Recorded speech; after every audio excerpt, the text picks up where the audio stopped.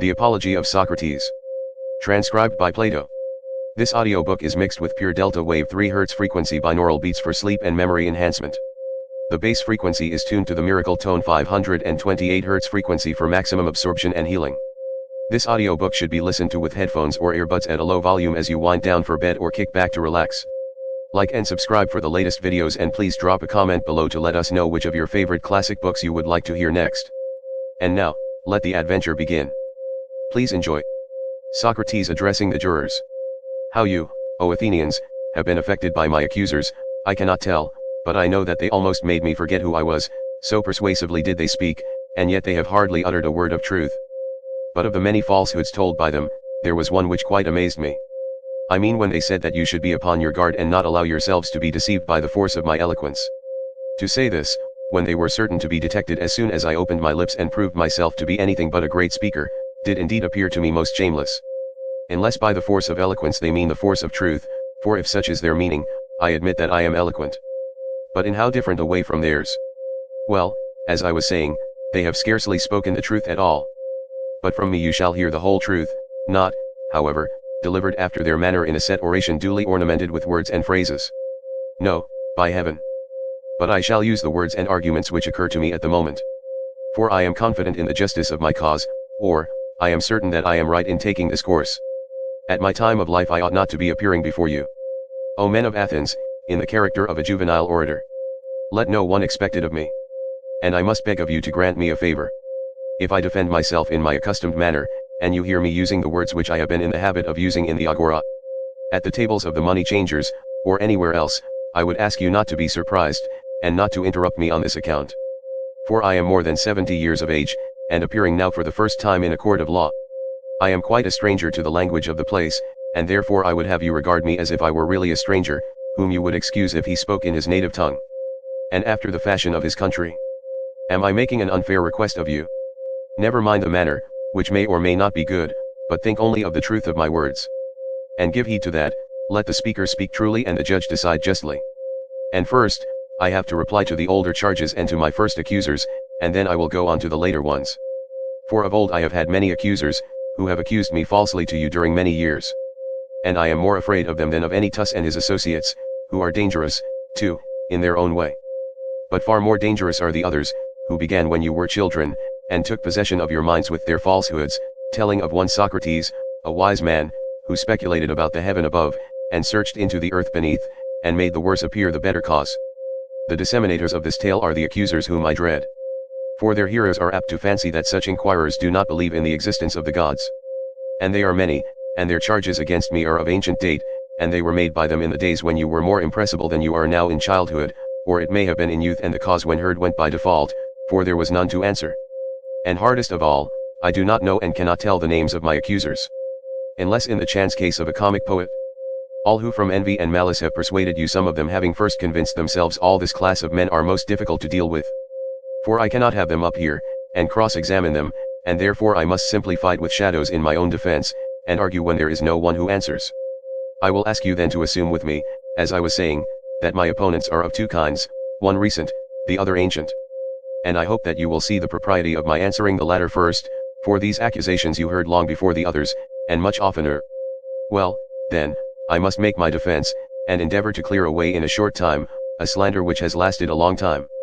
May I succeed, if to succeed be for my good and yours, or likely to avail me in my cause. The task is not an easy one, I quite understand the nature of it. And so, leaving the event with God, in obedience to the law, I will now make my defense. I will begin at the beginning, and ask what is the accusation which has given rise to the slander of me, and in fact has encouraged Meletus to proof this charge against me. Well, what do the slanderers say? They shall be my prosecutors, and I will sum up their words in an affidavit. Socrates is an evildoer, and a curious person, who searches into things under the earth and in heaven, and he makes the worse appear the better cause. And he teaches the aforesaid doctrines to others. Such is the nature of the accusation. It is just what you have yourselves seen in the comedy of Aristophanes, Aristoph, Clouds, who has introduced a man whom he calls Socrates, going about and saying that he walks in air, and talking a deal of nonsense concerning matters of which I do not pretend to know either much or little, not that I mean to speak disparagingly of anyone who is a student of natural philosophy. I should be very sorry if Meletus could bring so grave a charge against me. But the simple truth is, O Athenians, that I have nothing to do with physical speculations. Very many of those here present are witnesses to the truth of this, and to them I appeal. Speak then, you who have heard me, and tell your neighbors whether any of you have ever known me hold forth in few words or in many upon such matters. You hear their answer. And from what they say of this part of the charge you will be able to judge of the truth of the rest. As little foundation is there for the report that I am a teacher, and take money, this accusation has no more truth in it than the other. Although, if a man were really able to instruct mankind, to receive money for giving instruction would, in my opinion, be an honor to him. There is Gorgias of Leontium, and Prodicus of Ceos, and Hippias of Elis, who go the round of the cities, and are able to persuade the young men to leave their own citizens by whom they might be taught for nothing, and come to them whom they not only pay, but are thankful if they may be allowed to pay them. There is at this time a Parian philosopher residing in Athens, of whom I have heard, and I came to hear of him in this way. I came across a man who has spent a world of money on the sophists, Callias, the son of Hipponicus, and knowing that he had sons, I asked him, Callias, I said, if your 2 sons were foals or calves, there would be no difficulty in finding someone to put over them. We should hire a trainer of horses, or a farmer probably, who would improve and perfect them in their own proper virtue and excellence. But as they are human beings, whom are you thinking of placing over them? Is there anyone who understands human and political virtue? You must have thought about the matter, for you have sons. Is there anyone? There is, he said. Who is he, said I, and of what country? And what does he charge? Evenus the Parian, he replied, he is the man, and his charge is 5 minae. Happy is Evenus, I said to myself, if he really has this wisdom, and teaches at such a moderate charge. Had I the same, I should have been very proud and conceited, but the truth is that I have no knowledge of the kind. I dare say, Athenians, that some one among you will reply, yes, Socrates, but what is the origin of these accusations which are brought against you? There must have been something strange which you have been doing. All these rumors and this talk about you would never have arisen if you had been like other men. Tell us, then, what is the cause of them, for we should be sorry to judge hastily of you.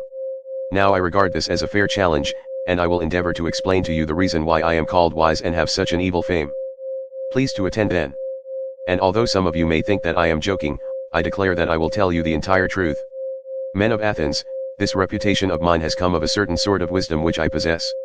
If you ask me what kind of wisdom, I reply, wisdom such as may perhaps be attained by man, for to that extent I am inclined to believe that I am wise, whereas the persons of whom I was speaking have a superhuman wisdom which I may fail to describe, because I have it not myself, and he who says that I have, speaks falsely, and is taking away my character.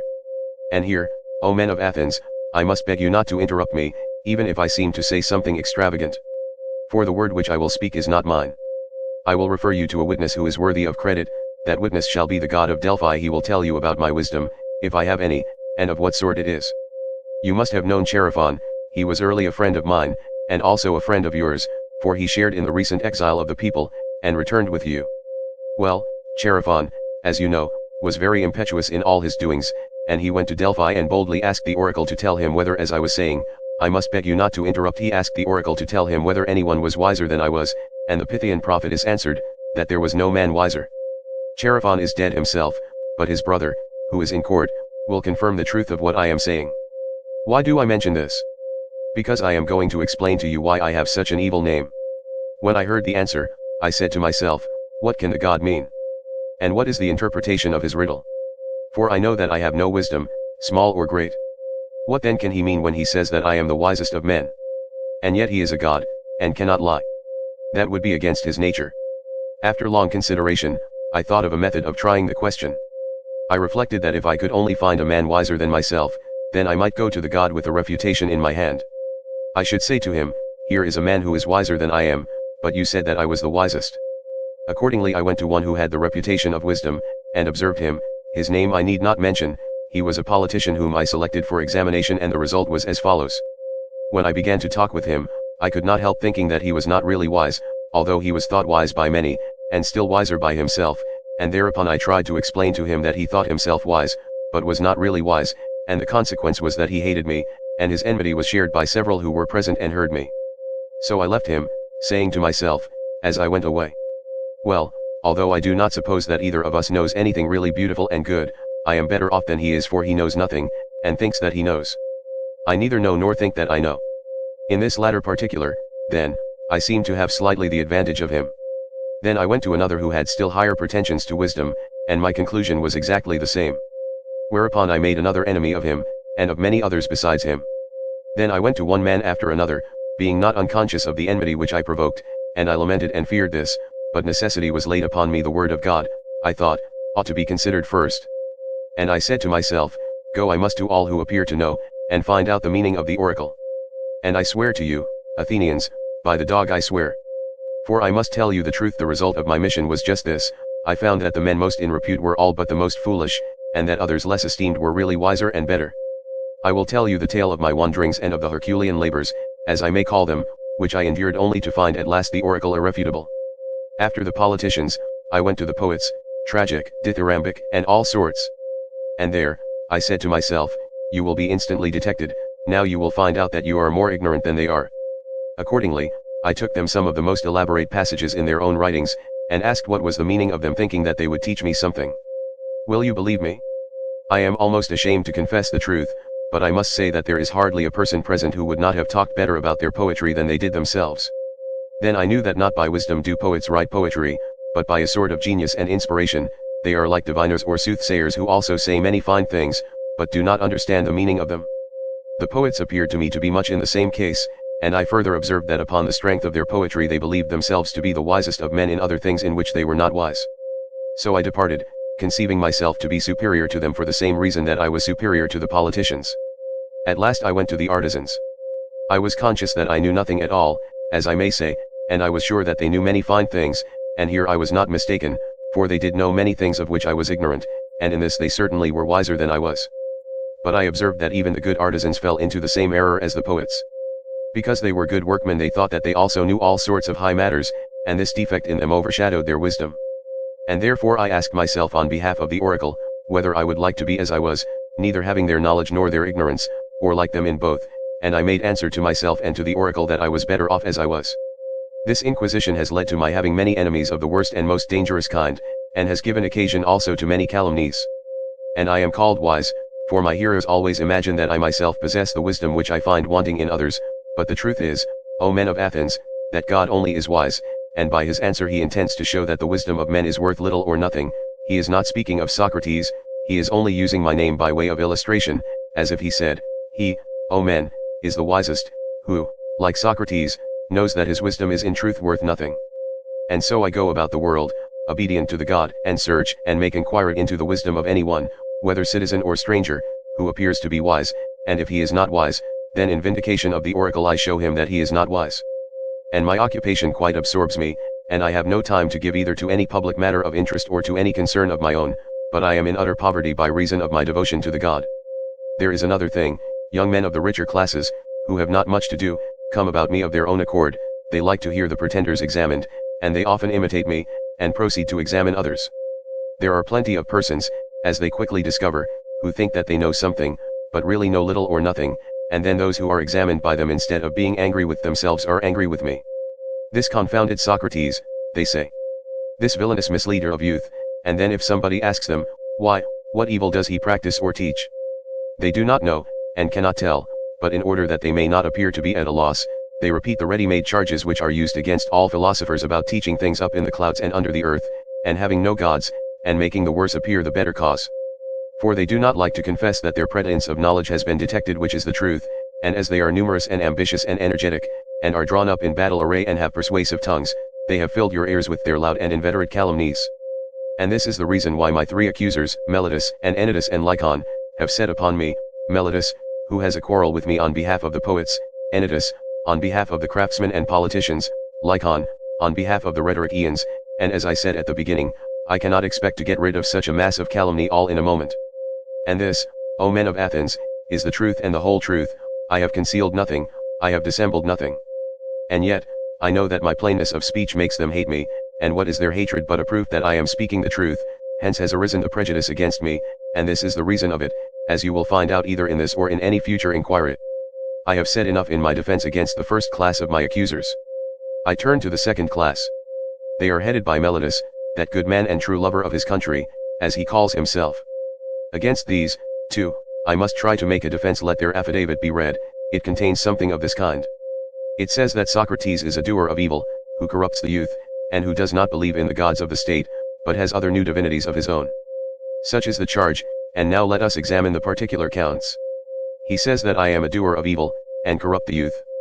But I say, O men of Athens, that Meletus is a doer of evil, in that he pretends to be in earnest when he is only in jest, and is so eager to bring men to trial from a pretended zeal and interest about matters in which he really never had the smallest interest. And the truth of this I will endeavor to prove to you. Come hither, Meletus, and let me ask a question of you. You think a great deal about the improvement of youth. Meletus. Yes, I do. Tell the judges, then, who is their improver, for you must know, as you have taken the pains to discover their corrupter, and are citing and accusing me before them. Speak, then, and tell the judges who their improver is. Observe, Meletus, that you are silent, and have nothing to say. But is not this rather disgraceful, and a very considerable proof of what I was saying, that you have no interest in the matter? Speak up, friend, and tell us who their improver is. Meletus. The laws. But that, my good sir, is not my meaning. I want to know who the person is, who, in the first place, knows the laws. Meletus. The judges, Socrates, who are present in court. What, do you mean to say, Meletus, that they are able to instruct and improve youth? Meletus. Certainly they are. What, all of them, or some only and not others? Meletus. All of them. By the goddess here, that is good news. There are plenty of improvers, then. And what do you say of the audience, do they improve them? Meletus. Yes, they do. And the senators? Meletus. Yes, the senators improve them. But perhaps the members of the assembly corrupt them, or do they too improve them? Meletus. They improve them. Then every Athenian improves and elevates them, all with the exception of myself, and I alone am their corrupter. Is that what you affirm? Meletus. That is what I stoutly affirm. I am very unfortunate if you are right. But suppose I ask you a question, how about horses? Does one man do them harm and all the world good? Is not the exact opposite the truth? One man is able to do them good, or at least not many, the trainer of horses, that is to say, does them good, and others who have to do with them rather injure them. Is not that true, Meletus, of horses, or of any other animals? Most assuredly it is, whether you and Anytus say yes or no. Happy indeed would be the condition of youth if they had one corrupter only, and all the rest of the world were their improvers.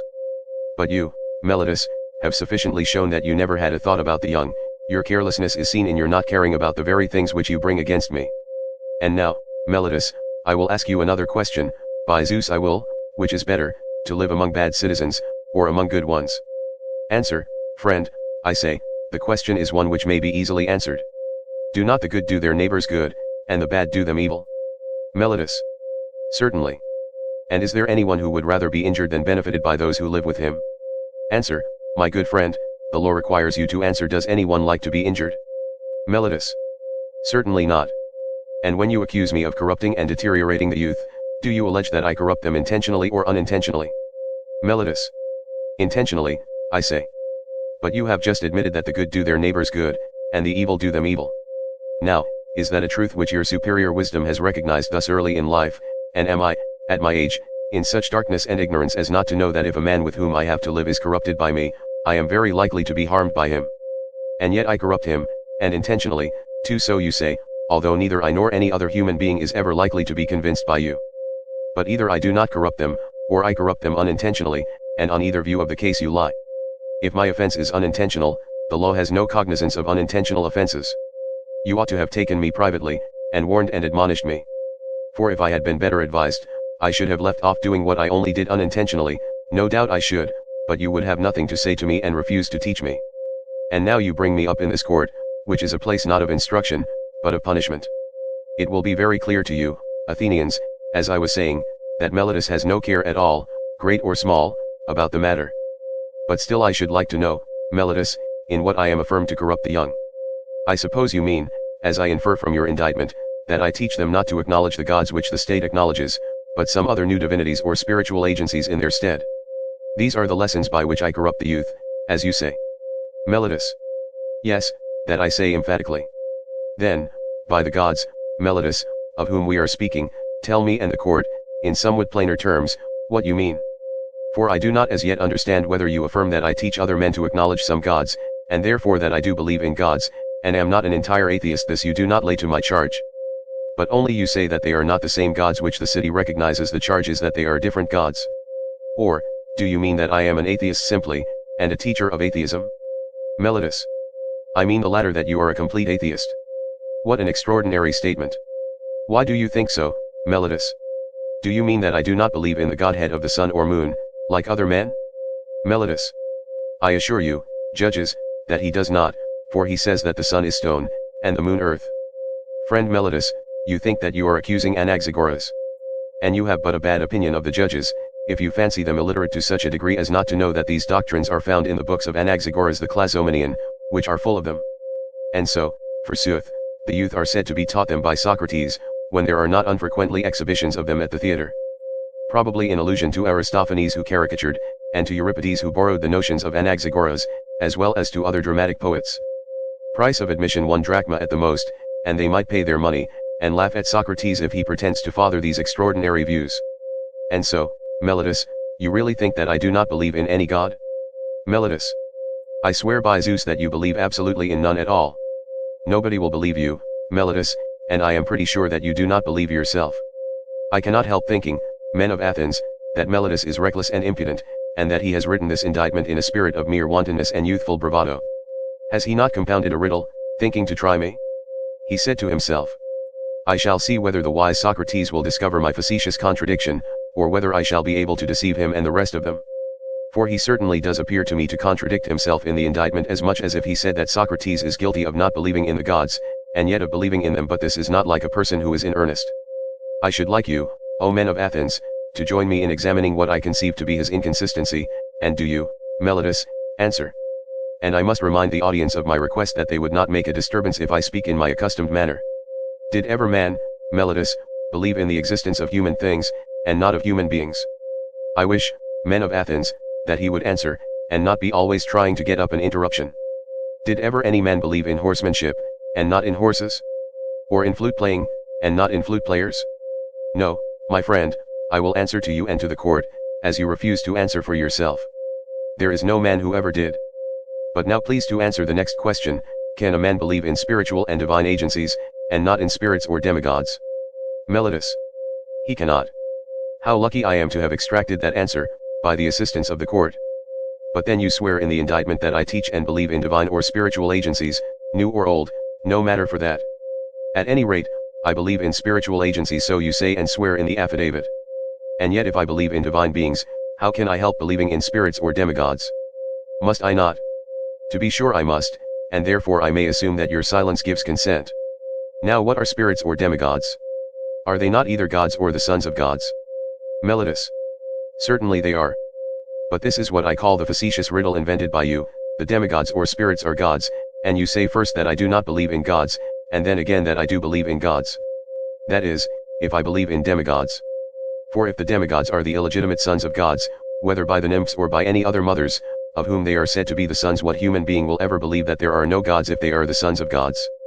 You might as well affirm the existence of mules, and deny that of horses and asses. Such nonsense, Meletus, could only have been intended by you to make trial of me. You have put this into the indictment because you had nothing real of which to accuse me. But no one who has a particle of understanding will ever be convinced by you that the same men can believe in divine and superhuman things, and yet not believe that there are gods and demigods and heroes. I have said enough in answer to the charge of Meletus. Any elaborate defense is unnecessary, but I know only too well how many are the enmities which I have incurred, and this is what will be my destruction if I am destroyed. Not Meletus, nor yet Anytus, but the envy and detraction of the world, which has been the death of many good men, and will probably be the death of many more. There is no danger of my being the last of them. Someone will say, and are you not ashamed, Socrates, of a course of life which is likely to bring you to an untimely end? To him I may fairly answer, there you are mistaken. A man who is good for anything ought not to calculate the chance of living or dying. He ought only to consider whether in doing anything he is doing right or wrong, acting the part of a good man or of a bad. Whereas, upon your view, the heroes who fell at Troy were not good for much, and the son of Thetis above all, who altogether despised danger in comparison with disgrace, and when he was so eager to slay Hector, his goddess mother said to him, that if he avenged his companion Patroclus, and slew Hector, he would die himself. Fate, she said, in these or the like words, waits for you next after Hector. He, receiving this warning, utterly despised danger and death, and instead of fearing them, feared rather to live in Disianur, and not to avenge his friend. Let me die forthwith, he replies, and be avenged of my enemy, rather than abide here by the beaked ships, a laughingstock and a burden of the earth. Had Achilles any thought of death and danger? For wherever a man's place is, whether the place which he has chosen or that in which he has been placed by a commander, there he ought to remain in the hour of danger. He should not think of death or of anything but of disgrace. And this, O men of Athens, is a true saying.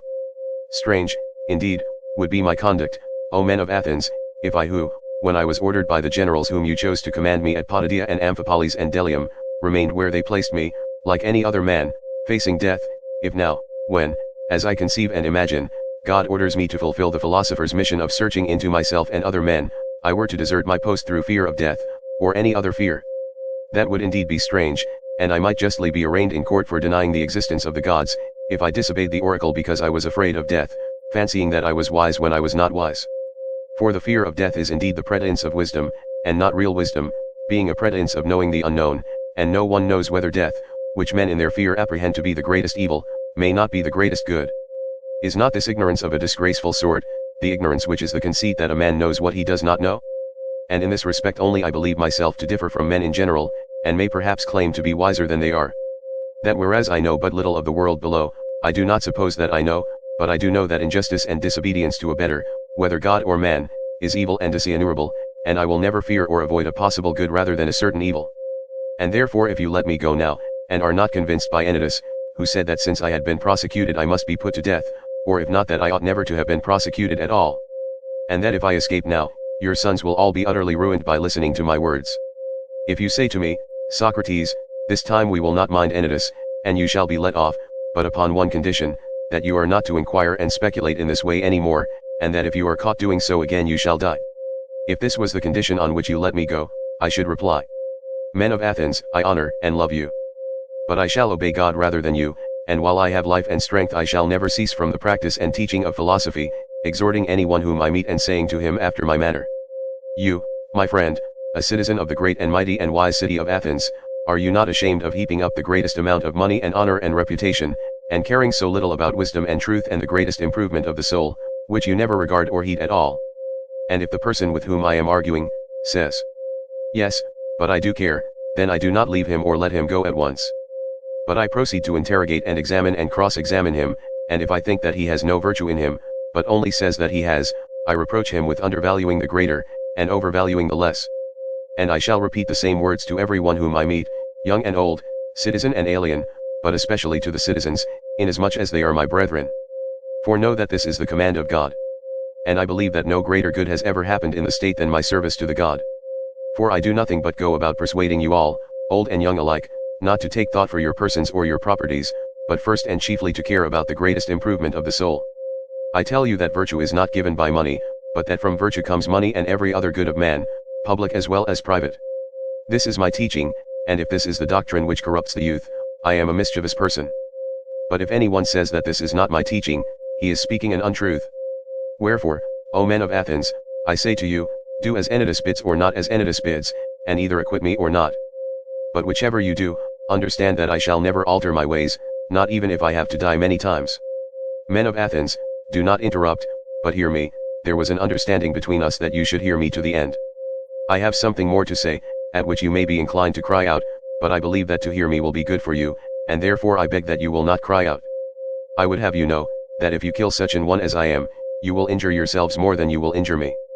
Nothing will injure me, not Meletus nor yet Anytus they cannot, for a bad man is not permitted to injure a better than himself. I do not deny that Anytus may, perhaps, kill him, or drive him into exile, or deprive him of civil rights. And he may imagine, and others may imagine, that he is inflicting a great injury upon him, but there I do not agree. For the evil of doing as he is doing, the evil of unjustly taking away the life of another is greater far. And now, Athenians, I am not going to argue for my own sake, as you may think, but for yours, that you may not sin against the God by condemning me, who am his gift to you. For if you kill me you will not easily find a successor to me, who, if I may use such a ludicrous figure of speech, am a sort of gadfly, given to the state by God. And the state is a great and noble steed who is tardy in his motions owing to his very size, and requires to be stirred into life. I am that gadfly which God has attached to the state, and all day long and in all places am always fastening upon you, arousing and persuading and reproaching you. You will not easily find another like me, and therefore I would advise you to spare me.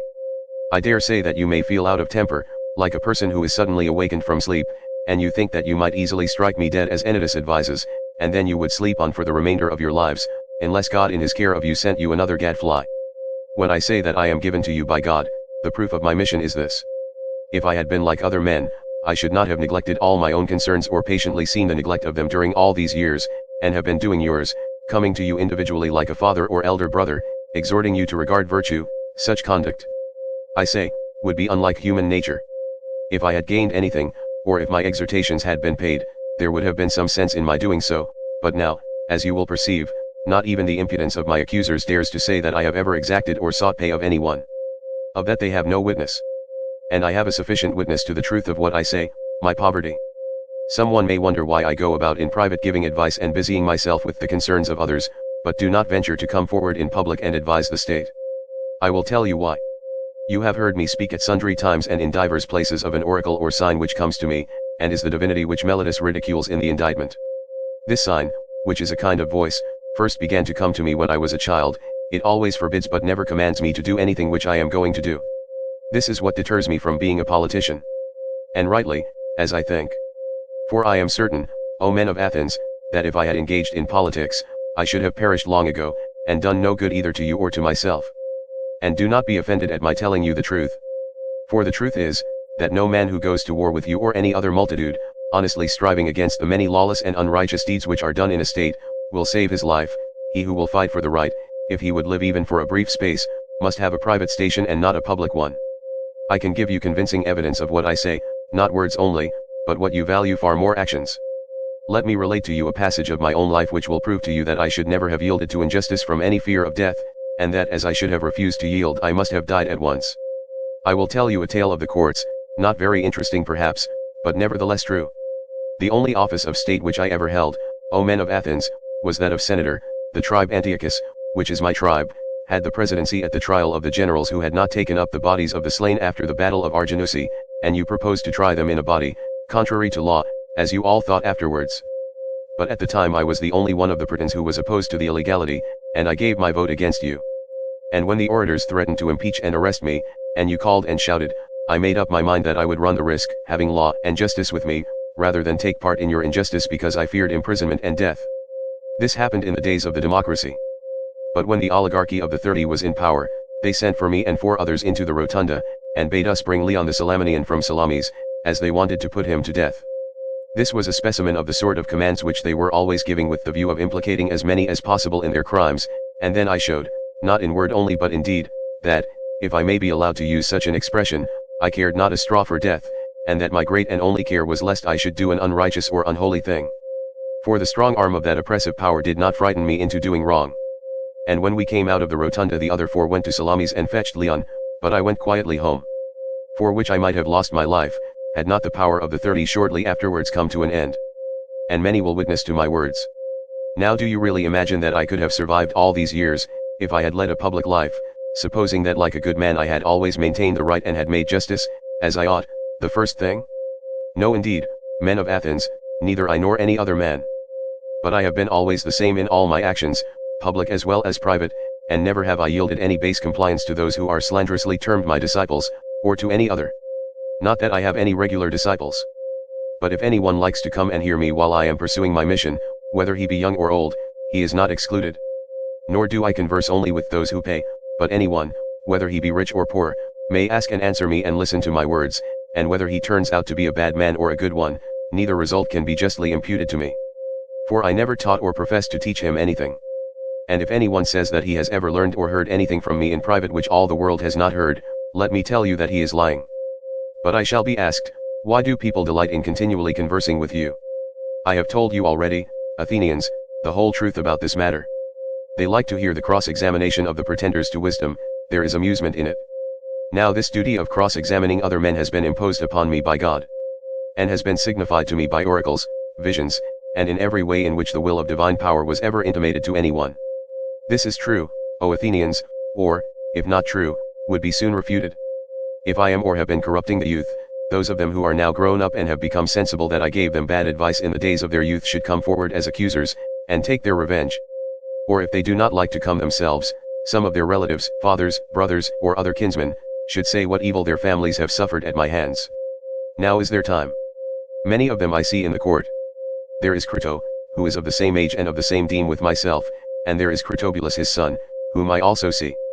Then again there is Lysanias of Sphetus, who is the father of Aeschines, he is present. And also there is Antiphon of Cephisus, who is the father of Epigenes, and there are the brothers of several who have associated with me. There is Nicostratus the son of Theostotides, and the brother of Theodotus. Now Theodotus himself is dead, and therefore he, at any rate, will not seek to stop him. And there is Paralus the son of Demodocus, who had a brother Thetis. And Adeimantus the son of Ariston, whose brother Plato is present, and Eantodorus, who is the brother of Apollodorus, whom I also see. I might mention a great many others, some of whom Meletus should have produced as witnesses in the course of his speech, and let him still produce them. If he has forgotten, I will make way for him. And let him say, if he has any testimony of the sort which he can produce. Nay, Athenians, the very opposite is the truth. For all these are ready to witness on behalf of the corrupter, of the injurer of their kindred, as Meletus and Anytus call me. Not the corrupted youth only, there might have been a motive for that, but their uncorrupted elder relatives. Why should they too support me with their testimony? Why, indeed, except for the sake of truth and justice, and because they know that I am speaking the truth, and that Meletus is a liar. Well, Athenians, this and the like of this is all the defense which I have to offer. Yet a word more. Perhaps there may be someone who is offended at me, when he calls to mind how he himself on a similar, or even a less serious occasion, prayed and entreated the judges with many tears, and how he produced his children in court, which was a moving spectacle, together with a host of relations and friends. Whereas I, who am probably in danger of my life, will do none of these things. The contrast may occur to his mind, and he may be set against me, and vote in anger because he is displeased at me on this account. Now if there be such a person among you, mind, I do not say that there is. To him I may fairly reply, my friend, I am a man, and like other men, a creature of flesh and blood, and not of wood or stone, as Homer says. And I have a family, yes, and sons, O Athenians, 3 in number, 1 almost a man, and 2 others who are still young, and yet I will not bring any of them hither in order to petition you for an acquittal. And why not? Not from any self-assertion or want of respect for you. Whether I am or am not afraid of death is another question, of which I will not now speak. But, having regard to public opinion, I feel that such conduct would be discreditable to myself, and to you, and to the whole state. One who has reached my years, and who has a name for wisdom, ought not to demean himself. Whether this opinion of me be deserved or not, at any rate the world has decided that Socrates is in some way superior to other men. And if those among you who are said to be superior in wisdom and courage, and any other virtue, demean themselves in this way, how shameful is their conduct! I have seen men of reputation, when they have been condemned, behaving in the strangest manner. They seemed to fancy that they were going to suffer something dreadful if they died, and that they could be immortal if you only allowed them to live, and I think that such are a dishonor to the state, and that any stranger coming in would have said of them that the most eminent men of Athens, to whom the Athenians themselves give honor and command, are no better than women. And I say that these things ought not to be done by those of us who have a reputation. And if they are done, you ought not to permit them, you ought rather to show that you are far more disposed to condemn the man who gets up a doleful scene and makes the city ridiculous, than him who holds his peace. But, setting aside the question of public opinion, there seems to be something wrong in asking a favor of a judge, and thus procuring an acquittal, instead of informing and convincing him. For his duty is, not to make a present of justice, but to give judgment. And he has sworn that he will judge according to the laws, and not according to his own good pleasure. And we ought not to encourage you, nor should you allow yourselves to be encouraged, in this habit of perjury. There can be no piety in that. Do not then require me to do what I consider dishonorable and impious and wrong, especially now, when I am being tried for impiety on the indictment of Meletus. For if, O men of Athens, by force of persuasion and entreaty I could overpower your oaths, then I should be teaching you to believe that there are no gods, and in defending should simply convict myself of the charge of not believing in them. But that is not so far otherwise. For I do believe that there are gods, and in a sense higher than that in which any of my accusers believe in them. And to you and to God I commit my cause, to be determined by you as is best for you and me. There are many reasons why I am not grieved, O men of Athens, at the vote of condemnation. I expected it, and am only surprised that the votes are so nearly equal. For I had thought that the majority against me would have been far larger. But now, had 30 votes gone over to the other side, I should have been acquitted. And I may say, I think, that I have escaped Meletus. I may say more, for without the assistance of Anytus and Lycon, anyone may see that he would not have had a 5th part of the votes, as the law requires, in which case he would have incurred a fine of 1,000 drachmae. And so he proposes death as the penalty. And what shall I propose on my part, O men of Athens? Clearly that which is my due. And what is my due? What return shall be made to the man who has never had the wit to be idle during his whole life, but has been careless of what the many care for, wealth, and family interests, and military offices, and speaking in the assembly, and magistracies, and plots, and parties? Reflecting that I was really too honest a man to be a politician and live, I did not go where I could do no good to you or to myself, but where I could do the greatest good privately to every one of you. Thither I went, and sought to persuade every man among you that he must look to himself, and seek virtue and wisdom before he looks to his private interests, and look to the state before he looks to the interests of the state. And that this should be the order which he observes in all his actions. What shall be done to such an one?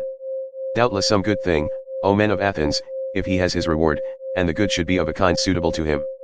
What would be a reward suitable to a poor man who is your benefactor, and who desires leisure that he may instruct you?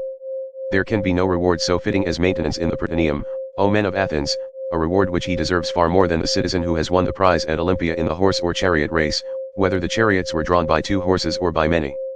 For I am in want, and he has enough, and he only gives you the appearance of happiness, and I give you the reality.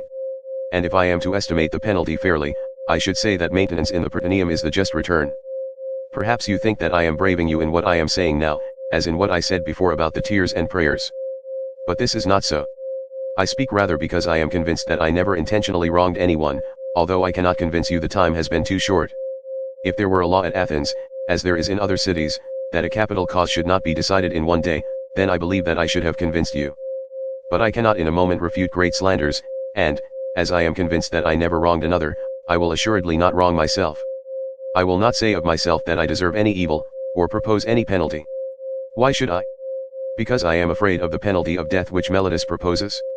When I do not know whether death is a good or an evil, why should I propose a penalty which would certainly be an evil? Shall I say imprisonment? And why should I live in prison, and be the slave of the magistrates of the year of the 11? Or shall the penalty be a fine, and imprisonment until the fine is paid? There is the same objection. I should have to lie in prison, for money I have none, and cannot pay.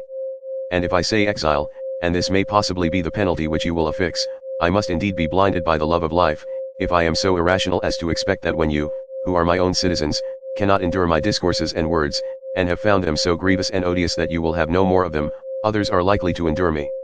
No indeed, men of Athens, that is not very likely. And what a life should I lead, at my age, wandering from city to city, ever changing my place of exile, and always being driven out? For I am quite sure that wherever I go, there, as here, the young men will flock to me. And if I drive them away, their elders will drive me out at their request. And if I let them come, their fathers and friends will drive me out for their sakes. Someone will say, "Yes, Socrates, but cannot you hold your tongue, and then you may go into a foreign city, and no one will interfere with you?" Now I have great difficulty in making you understand my answer to this. For if I tell you that to do as you say would be a disobedience to the God, and therefore that I cannot hold my tongue, you will not believe that I am serious.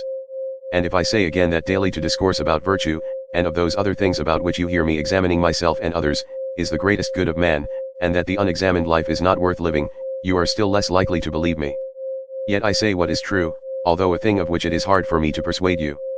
Also, I have never been accustomed to think that I deserve to suffer any harm. Had I money I might have estimated the offense at what I was able to pay, and not have been much the worse. But I have none, and therefore I must ask you to proportion the fine to my means. Well, perhaps I could afford a mina, and therefore I propose that penalty. Plato, Crito, Critobulus, and Apollodorus, my friends here, bid me say 30 minae, and they will be the sureties. Let 30 minae be the penalty, for which sum they will be ample security to you.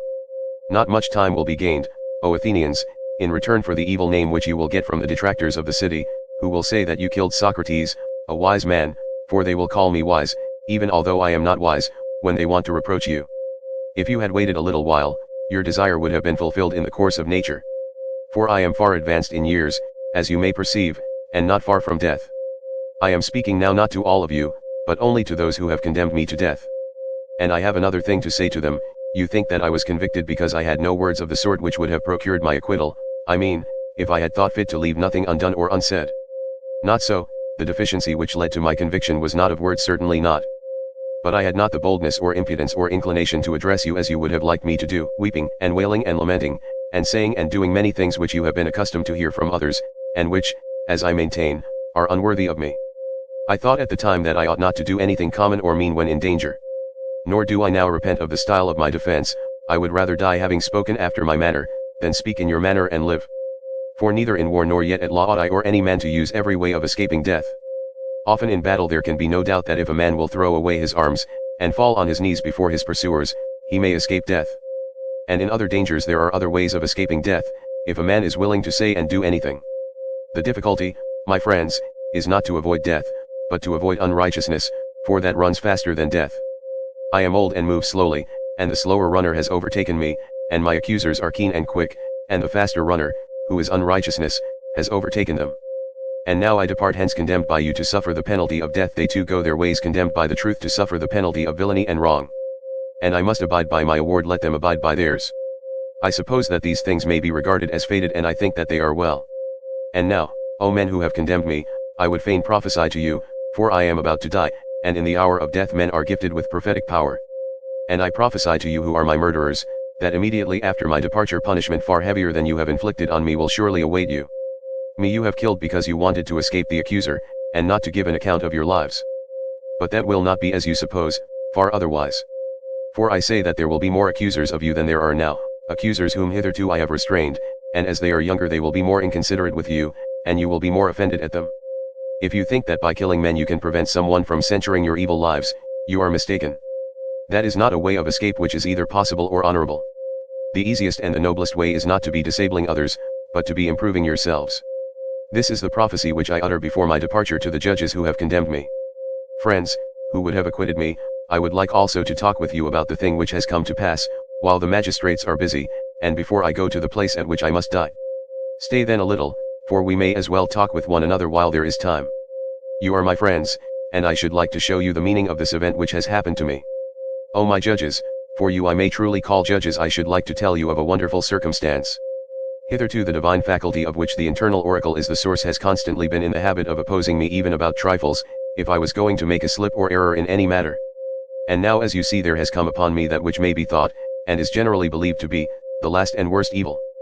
But the oracle made no sign of opposition, either when I was leaving my house in the morning, or when I was on my way to the court, or while I was speaking, at anything which I was going to say. And yet I have often been stopped in the middle of a speech, but now in nothing I either said or did touching the matter in hand has the oracle opposed me. What do I take to be the explanation of this silence? I will tell you. It is an intimation that what has happened to me is a good, and that those of us who think that death is an evil are in error. For the customary sign would surely have opposed me had I been going to evil and not to good.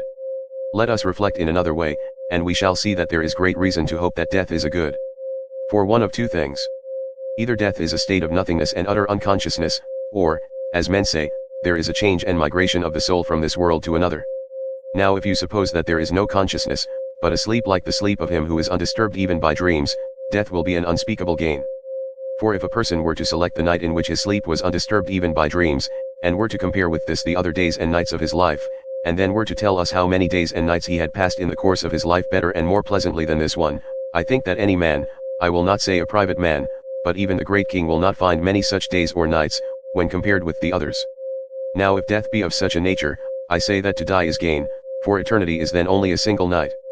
But if death is the journey to another place, and there, as men say, all the dead abide, what good, O my friends and judges, can be greater than this?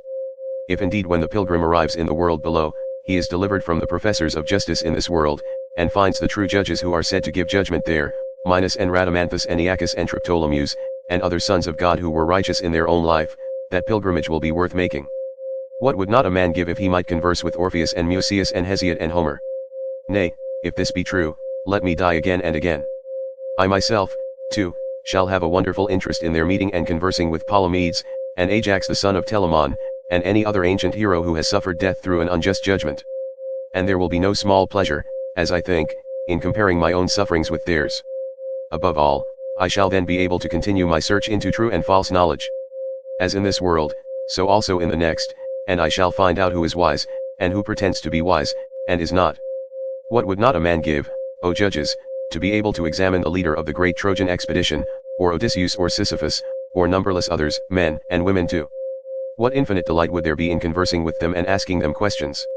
In another world they do not put a man to death for asking questions, assuredly not. For besides being happier than we are, they will be immortal, if what is said is true. Wherefore, O judges, be of good cheer about death, and know of a certainty, that no evil can happen to a good man, either in life or after death. He and his are not neglected by the gods, nor has my own approaching end happened by mere chance. But I see clearly that the time had arrived when it was better for me to die and be released from trouble, wherefore the oracle gave no sign. For which reason, also, I am not angry with my condemners, or with my accusers. They have done me no harm, although they did not mean to do me any good, and for this I may gently blame them. Still I have a favor to ask of them. When my sons are grown up, I would ask you, O my friends, to punish them, and I would have you trouble them, as I have troubled you, if they seem to care about riches, or anything, more than about virtue. Or if they pretend to be something when they are really nothing, then reprove them, as I have reproved you, for not caring about that for which they ought to care, and thinking that they are something when they are really nothing. And if you do this, both I and my sons will have received justice at your hands. The hour of departure has arrived, and we go our ways, I to die, and you to live. Which is better God only knows.